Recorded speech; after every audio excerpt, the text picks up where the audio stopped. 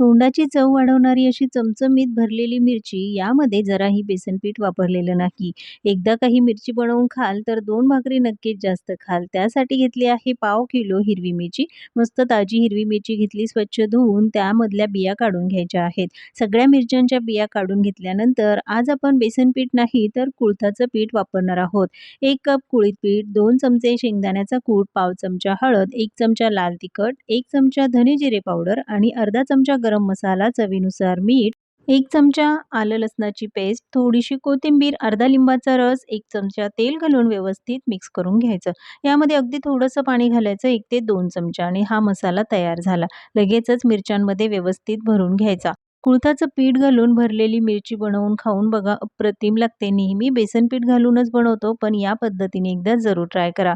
सगळ्या मिरच्यांमध्ये मसाला भरून घेतला की पॅनमध्ये 2 चमचे तेल घालायचं. यामध्ये या सगळ्या मिरच्या घालून घ्यायच्या.